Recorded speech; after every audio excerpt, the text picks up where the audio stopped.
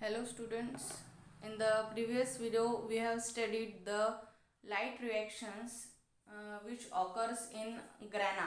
Okay, क्लोरोप्लास्टच्या ग्रॅनामध्ये जी लाईट रिॲक्शन आहे ती होत असते. ओके, तर मी आधीच तुम्हाला सांगितलं आहे की लाईट रिॲक्शन कशामुळे होते. तर क्लोरोप्लास्टमध्ये जो ग्रॅना असतो, ग्रॅनम असतं, जे जे कशाने बनलेलं आहे, थॅलेकॉइड्सनी बनलेलं आहे. म्हणजे एकावर एक ज्या प्लेटा आपल्याला ठेवलेल्या दिसतात तिथे काय होत असते, ही लाईट रिॲक्शन होत असते. त्यालाच काय म्हटलं जातं, ग्रॅनम म्हटलं जातं. ओके, आणि या लाईट रिॲक्शनमध्ये आपण पाहिलं फोटो फॉस्फोरिलेशन पाहिलं आणि फोटो सिस्टीम पाहिल्या, photo system 1 and photo system 2. आणि त्याच्यानंतर फोटो फॉस्फोरिलेशन पाहिलं.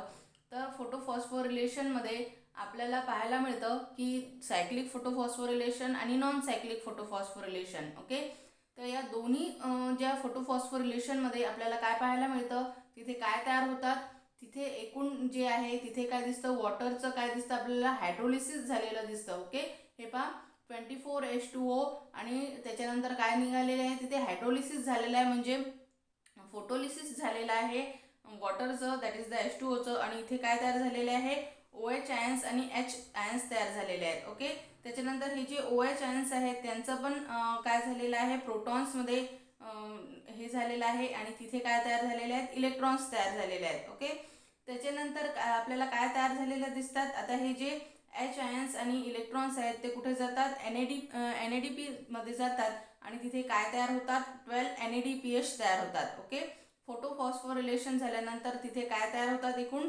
12 NADPH तयार होतात. ओके, आणि त्याच्यानंतर 18 ADP plus inorganic phosphate. Photo phosphorylation म्हणजेच काय की सिंथेसिस ऑफ ATP. तर कशापासून, ADP पासून, ॲडेनोसिन डायफॉस्फेट पासून आणि इनऑर्गॅनिक फॉस्फेट पासून. तर याच्यापासून किती तयार झालेले आहेत, 18 ATP तयार झालेले आहेत फोटो फॉस्फोरिलेशनच्या एंडमध्ये.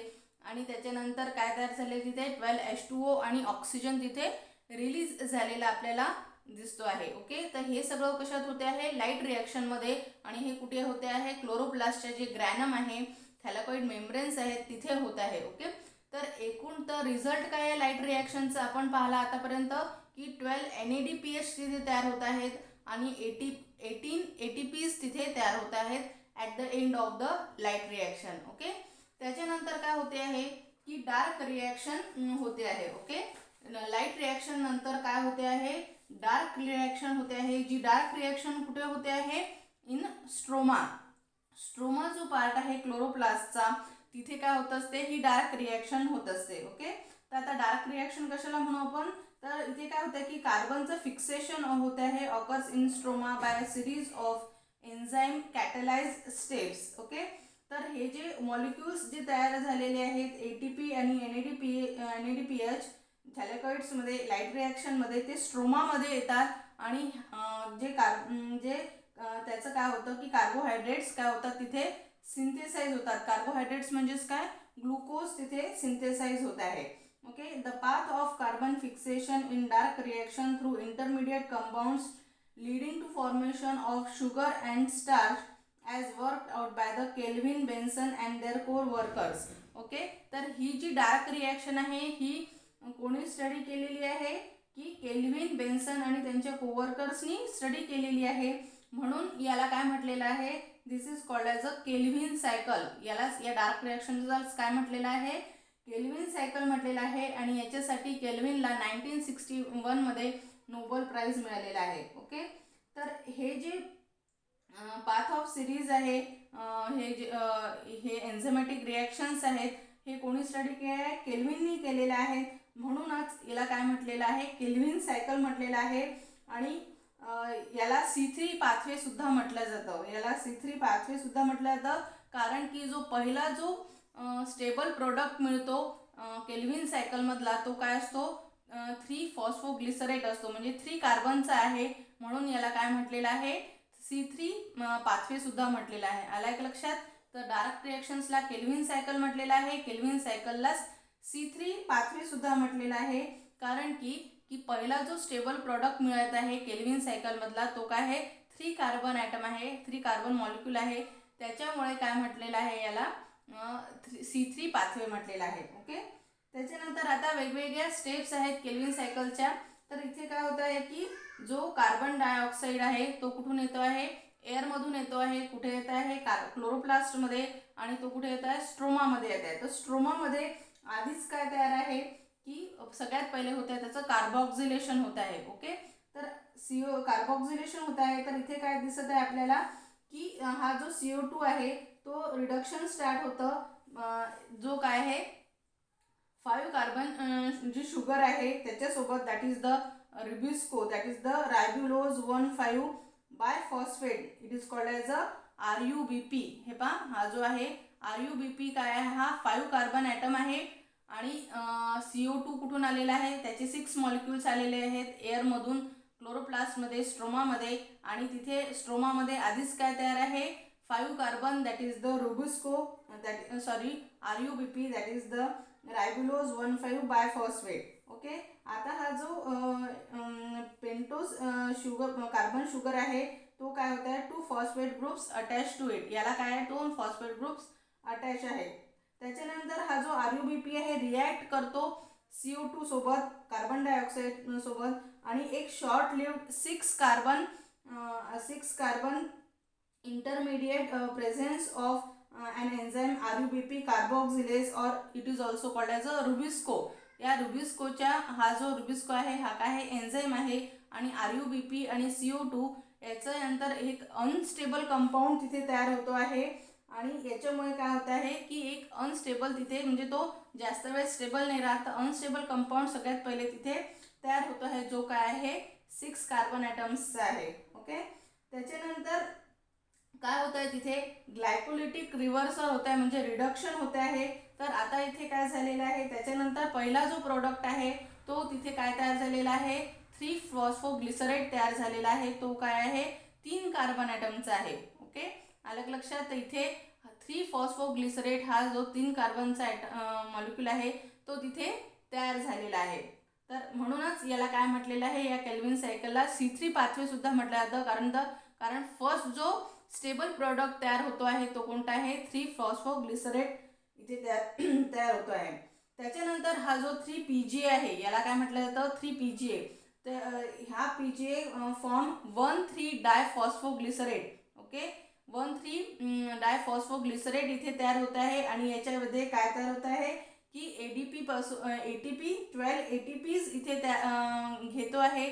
आणि इथे ADPचं कन्वर्शन होते आहे. म्हणून 3PGAचं 1,3 डायफॉस्फोग्लिसरेट मध्ये रूपांतर होताना काय होत आहे की ATP इथे यूज केल्या जात आहेत, आणि त्याचं कन्वर्शन कशात होते आहे, ADPs मध्ये होते आहे. ओके, आणि त्याच्यानंतर हे 1,3 डायफॉस्फोग्लिसरेटचं अजून कशात कन्वर्शन होतं आहे, 3 phosphoglyceraldehyde, that is the, it is also called as a 3PGA. Okay, 3 फॉस्फोग्लिसरॅल्डिहाइडलाच काय म्हटलं जातं, 3PGA. आणि हे 1,3 डायफॉस्फोग्लिसरेटचं कन्वर्शन 3PGA मध्ये होताना काय होत आहे की जे 12 NADPH आहेत, जे कुठून आलेले आहेत, लाईट रिॲक्शन मधून आलेले आहेत. हे ATP कुठून आलेले आहेत, लाईट रिॲक्शन मधून आलेले आहेत. आणि NADPH सुद्धा कुठून आलेले आहेत, लाईट रिॲक्शन मधून आलेले आहेत. तर NADP मध्ये त्याचं यूज होतो आहे, आणि कन्वर्शन कशात होत आहे, NADP मध्ये होते आहे. ओके, आल्या लक्षात. आता इथपर्यंत काय झालेलं आहे, 3PGAL तयार झालेला आहे. आणि त्याच्यामुळे काय होत आहे की आता हे 3PGAL तयार होत आहे. पण पुन्हा अजून डबल जर CO2 आला तर तिथे काय पाहिजे, आपल्याला RUBP तिथे तयार पाहिजे. म्हणून काय होत आहे की एकूण out of each of 12 molecules, जे 12 मॉलिक्युल्स आहेत, आता इथे किती मॉलिक्युल्स तयार झाले, 3PGALचे 12 मॉलिक्युल्स तयार झालेले आहेत. तर या 12 मॉलिक्युल्सपैकी 3 जे आहे, 2 जे आहे ते मॉलिक्यूल कशासाठी यूज केल्या जातात, ग्लुकोज तयार करण्यासाठी यूज केले जातात. आणि उरलेले जे 10 मॉलिक्युल्स आहेत, 10 मॉलिक्युल्सचं पुन्हा काय होतं, रिजनरेशन होतं, आणि पुन्हा RUBP इथे तयार झालेलं आपल्याला दिसत आहे. आलं का लक्षात. तर इथे एकूण काय तयार झाले, 12 मॉलिक्युल्स कशाचे झाले, 3PGALचे, म्हणजे 3 फॉस्फोग्लिसराइडचे 12 मॉलिक्युल्स तयार झाले. त्याच्यापैकी फक्त 2 मॉलिक्युल्सचं कन्वर्शन कशात होईल, ग्लुकोजमध्ये होईल. आणि उरलेले जे 10 मॉलिक्युल्स आहेत त्यांचं पुन्हा रिजनरेशन होईल, आणि पुन्हा हे RUBP मध्ये त्याचं कन्वर्शन होईल. आलं का लक्षात. तर इथे अशी ही केल्विन सायकल होते आहे. त्याच्यानंतर ऑफ RUBP होते आहे त्याचं.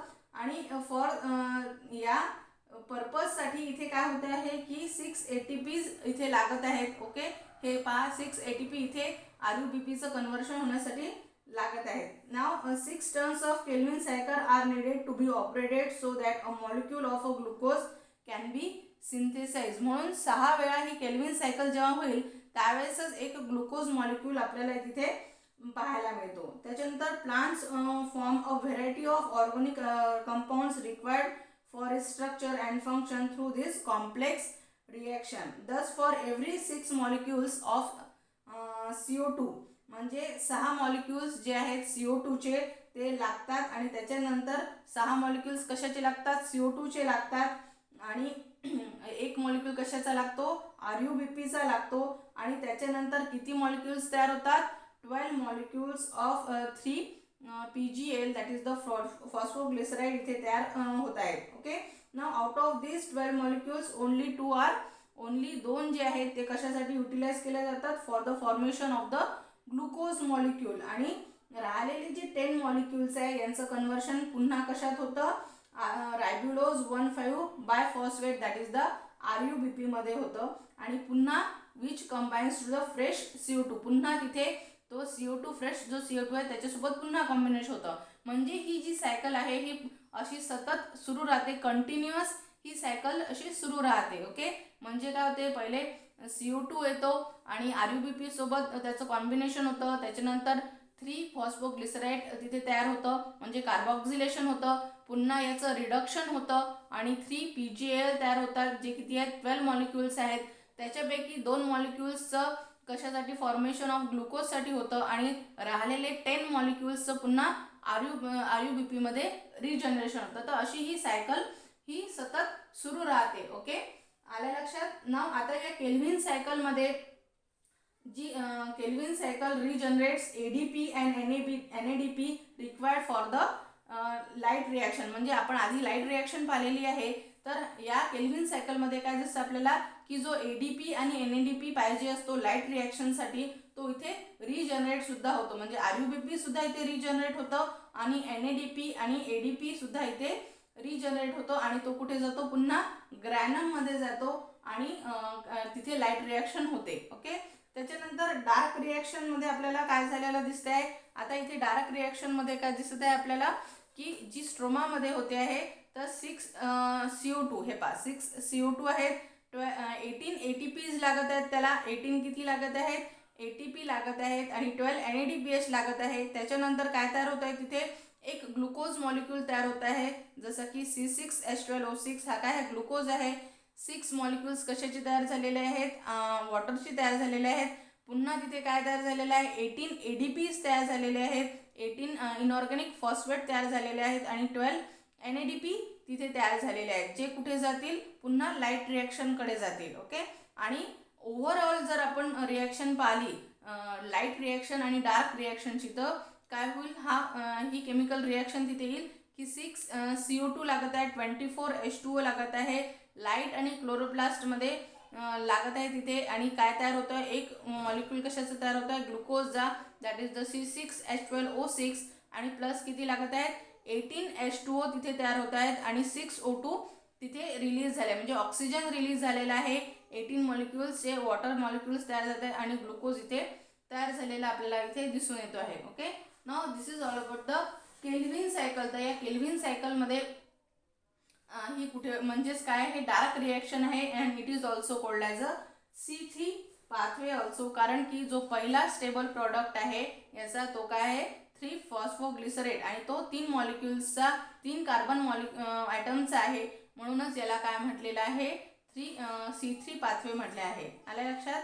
Now this is all about the dark reaction. तर इथे लाईट रिॲक्शन आणि डार्क रिॲक्शन आता आपल्या संपलेली आहे. म्हणजे फोटोसिंथेसिसची जी लाईट रिॲक्शन असते आणि डार्क रिॲक्शन 2 कन्व्हर्शन असतात त्याचे. तर इथे काय झालं, अल्टिमेटली ग्लुकोज इथे कार्बोहायड्रेट्स इथे तयार झालेले दिसत आहेत आपल्याला. आणि ही सगळी रिॲक्शन कुठे होत आहे, क्लोरोप्लास्टमध्ये होत आहे. लाईट रिॲक्शन कुठे होत आहे, ग्रॅनममध्ये होते आहे आणि डार्क रिॲक्शन कुठे होत आहे, स्ट्रोमामध्ये होते आहे. Okay, thank you.